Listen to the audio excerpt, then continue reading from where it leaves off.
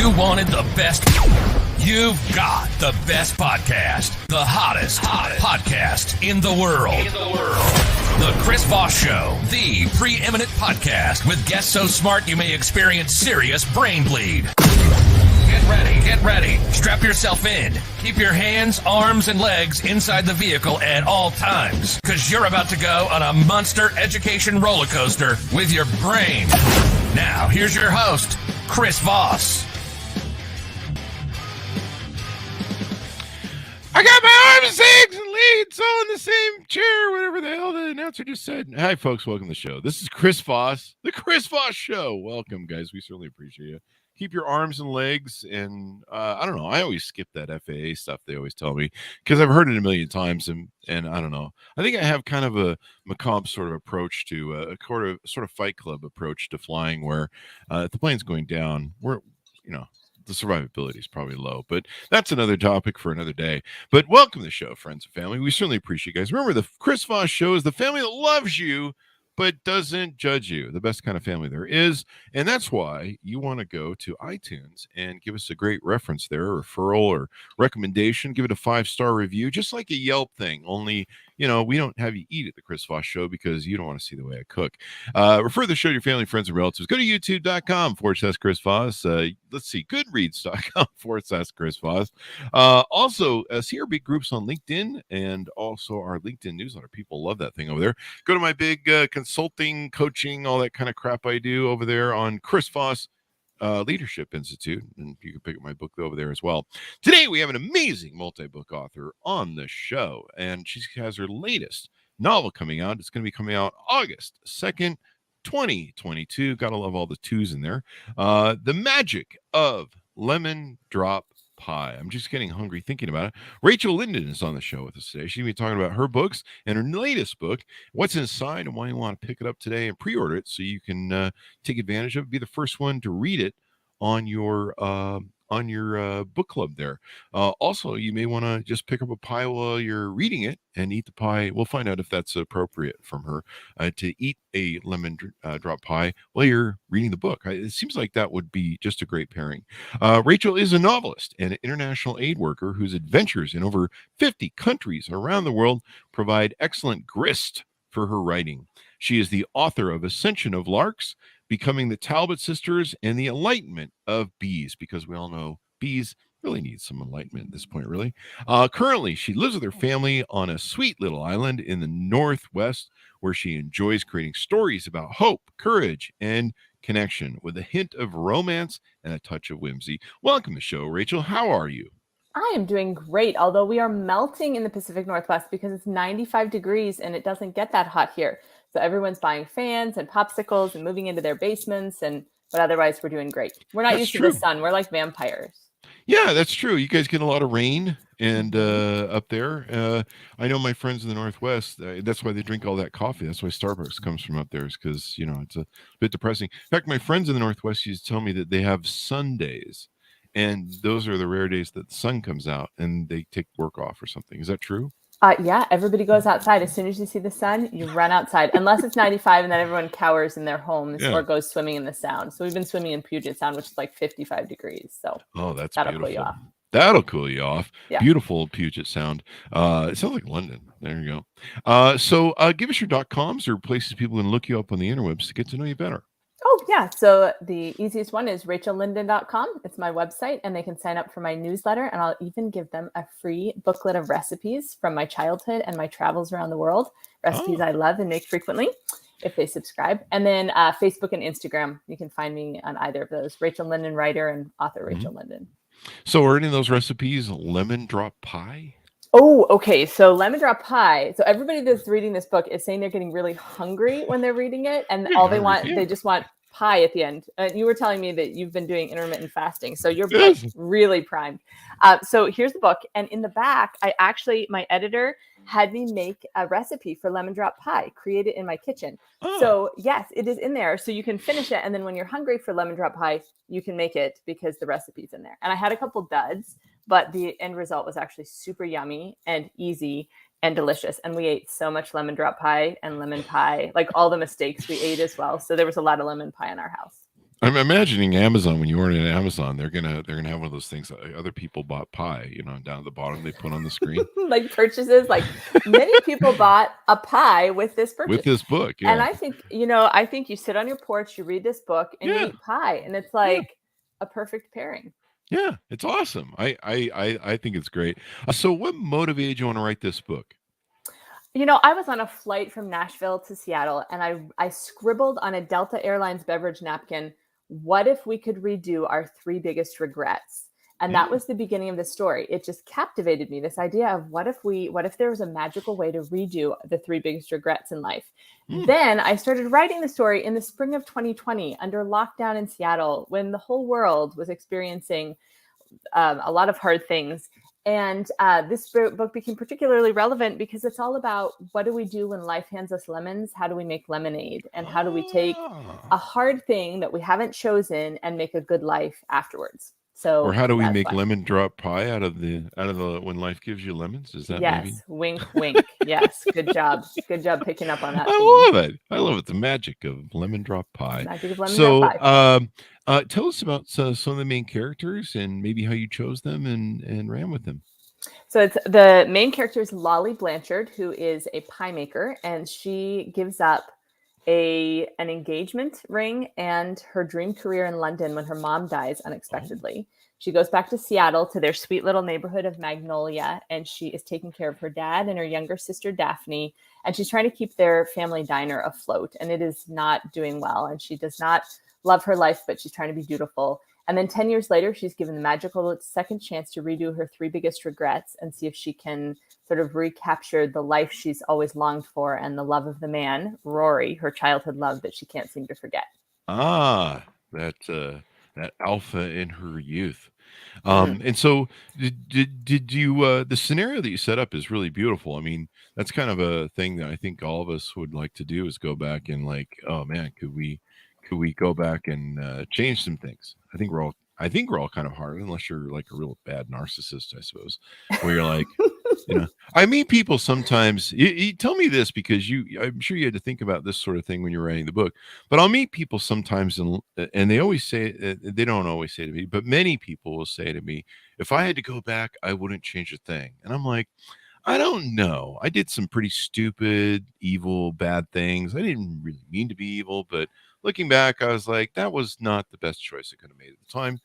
And, I honestly, if I could go back, I would change probably a lot of things. But hindsight's always 20. So was that an aspect you looked at in the book where people really should maybe sometimes take a hard look? I mean, I think maybe you're in denial if you say, my life's perfect. There's nothing I can go back and change. I don't know. I think that's true. I think we are in denial if we say, oh my gosh, you wouldn't change a thing. But I think the real message of the book, which I think is particularly relevant in 2022, is that we cannot change the past. All we can do is go forward with what we've been given and make the best life we can. That's very true.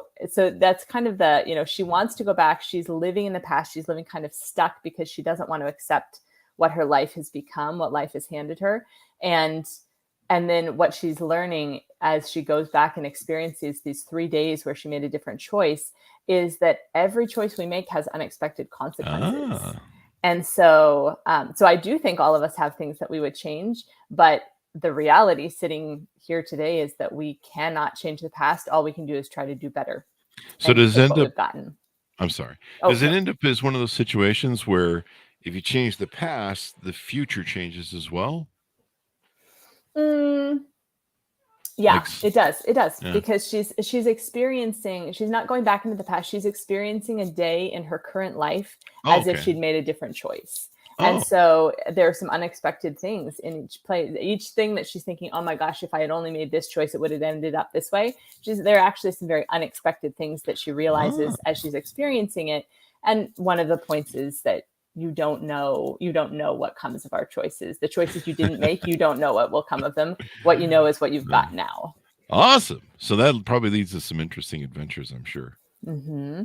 Yeah, there you go. I mean, I think this is something a lot of people consider, and some people think, well, if I made that choice, the grass would be greener on the other side. We always have a grass is greener on the other side sort of thing, unless we kind of, I don't know, get in what was it called, presence, or get in a present state where you're grateful. But we all do things like, I've done things where I'm like, I really wish I would have kept doing that, and stop doing that, and that would have been better. But I don't know, maybe I don't know, maybe instead of all the booze I drank when I was younger, I would have had a heroin addiction instead. I don't know. I'm just doing some jokes here. But tell us a little bit more, maybe tease out some plot lines or scenarios maybe that are in the book that you think people will like to hear. One of the things that people are really enjoying is the plotline involving Lolly's great aunt Gert, who is kind of her sensei, her guide. She's the one that gives Lolly the lemon drops, and she's very mysterious. She's this character. She wears flamboyant clothing and has had quite a dramatic life. And interestingly, Aunt Gert is very strongly based on my own great aunt Catherine, who is started out in Appalachia in a dirt poor berry farm, and then worked her way up to being a professor in New York City, and traveled with the UN, and just led this fabulous life. And so I always wanted to put her in a book. And when I was writing this book, I thought, oh my gosh, this book needs an Aunt Kay. So Aunt Gert was born, and people are loving the Aunt Gert characters, just kind of forging her own path and making her own way, and helping Lolly understand what it means to follow your bliss, which is not just looking for happiness, but it's paying attention, being honest, and seeking joy. And that's one of the biggest themes in the story, is Lolly trying to figure out how she pays attention, is honest, and seeks joy in her current circumstances. Is that I don't want to give away the ending, but is that kind of one of the lessons in the book, the following your bliss and trying to find joy as opposed to trying to find the grass is greener on the other side, maybe? Yes, that is the main one. That nice. And pie. Like, you get a pie if you get that lesson by the end. That is an awesome lesson to learn in life. Gratitude, being grateful for what you have, and realizing that sometimes, the grass is greener on your side of the fence. Everyone always thinks that the grass is greener on the other side of the fence. And people have it better, especially in our like Instagram world, where people, I heard a comedian say once that when archaeologists dig our society up someday, our culture up someday, they'll be like, it's really weird. They're all smiling in pictures. They're really a happy culture. Because everybody puts on this faux sort of thing, and a lot of people, I see breakups, I see divorces, I see all sorts of things that happen with people because they're like, well, I just want what's better, and people are constantly going for better, and then they never find it, and then they end up unhappy and going unfulfilled in life, because you're like, you can only choose better. Sometimes you have better, and you just have to find the joy. I think we had an author on one time, and her book was about finding joy, and it's like, you're asking the question every day, are you happy? Did you find joy today? Like, don't worry about becoming a millionaire so much as like, were you happy today? Did you enjoy the time you had above ground and stuff? So you base the character on your aunt, I guess. My great aunt. Yep. Yeah. What does she think about that? She's passed away, so I don't know. She passed away. Okay. Yeah, she passed away at 93 about 15 years ago. So she lived a remarkably long life. I want to go back to what you were saying, though, about this finding joy in the grass being greener, because I think sometimes our grass isn't greener, and it still doesn't change how we have to approach life. We still have to have gratitude. And one of the things that Lolly is learning, that Aunt Gert is telling her, is you have to look for every spark. Even in the darkest night, you look for the spark of joy and you follow that. And I mean, sometimes things are very difficult. Sometimes things are very painful. And we can look at other people's lives and go, wow, it does look better over there. And that doesn't change what we need to do, which is look for the spark of joy and look for the spark of light and keep following that as best we can, even in difficult circumstances. And that's what Lolly does. And that's what I'm hoping readers will also take from it. Yeah, I've had friends that have made vast amounts of money and been incredibly successful in business, and then experience life-threatening cancer. And and when you look at them from the outside, you're like, wow, you're really successful. And then you find out that maybe their health is constantly under attack from some sort of thing, or they have some home strife, et cetera, et cetera. And I don't think there's anybody who goes through this life with a perfect life. I don't know. I haven't met them yet. But we all seem to go through challenges and stuff. And so there's the paradigm of that brain, like you mentioned, that we have to go, hey, this is this be happy for what you have. And sometimes you might be living your best life. It's kind of funny on social media because everyone looks at each other and goes, I wish I had their life. And, so and so's husband takes them to France every whatever. And you're like, but so and so's husband's cheating on them with 3 other mistresses. So there's that. Yeah, you never know what's going on behind the filter. Yeah. And we filter our own lives to only show the best things. I found a filter this week that turned my hair pink. That was amazing. Yeah. But we only see the filtered version, and nobody understands that the human condition, what it means to be human, is that there's suffering and there's loss and there's pain and there's all kinds of stuff that comes with it. And it's not about avoiding that, because we can't avoid it. We'll have ups and we'll have downs, but it's about what you do with it when it comes that determines what kind of life you're going to make. Mm-hmm. And so does she get back with the man she originally loved, or can you tell us that? Is that? Well, I can't tell you that. You got to find out. I brought that up because I knew you wouldn't, and I just wanted to tease it as a factor in the book, where people I need to buy the book to find out. So you're really rooting for them, and there's a lot of kind of a Romeo and Juliet feel for a while where it is not going well, and then you're just gonna have to read it to see it, because it feels impossible. You're gonna have to see what happens, and then you can make pie and feel good. And I guess one of the other adventures is, what if she'd opened her own restaurant in England? What if her mom hadn't passed away? And what if she hadn't broken up, as I mentioned before, the only man she ever loved? And surprising and empowering. So sounds like there's a lot of inspiration people get, and some good life lessons that people are going to get in this book. I hope so. But also, it's just an uplifting read. It's the kind of read you want to take on an airplane. It's the kind of read you want to take on vacation. Book clubs love it. There's book club discussions in the back of the book club kit. But it's like, I always promise a happy, or at least very hopeful ending. So you leave feeling satisfied, like, oh, okay. Not like, oh my gosh, life's such a bummer, but okay, there's beauty and goodness in life despite difficulty. It sounds like a great lesson book. And then plus you got a recipe for lemon drop pie. Lessons in pie. What's not to love? Yeah. I mean, pie. You had me at pie, really. So you've written 4 books in total. Is that correct? I have. Actually 5th, because my 5th one's with my editor right now, but nobody's seen that one yet because it'll come out next year. Is that one apple pie? Well, no, but it does take place partly in Paris, so that's fun. Well, that's the food over there is quite excellent. So how was maybe writing this different for you than your 3 prior books, or was there anything you did differently, or maybe some sort of style that you used differently, or how was what did you take from writing this book that maybe was an improvement or enhancement from your other books? Well, I've never written a book during a pandemic, so that was different. And with 2 small children not in school, locked in our little apartment in Seattle together, so that was different. I developed a certain type of resilience and ability to block out noise, specifically small children yelling and putting their hands under the door. So yeah, but this one has a little bit more magical realism. So I've got like good selective hearing now, where I think the house could possibly burn down and I would just be sitting there like plodding away, which is not necessarily good. So this one has a lot more magical realism than the others. My other ones all had some element of magical realism, but this is one that has more, and I really enjoyed that. And magical realism just sort of enhances.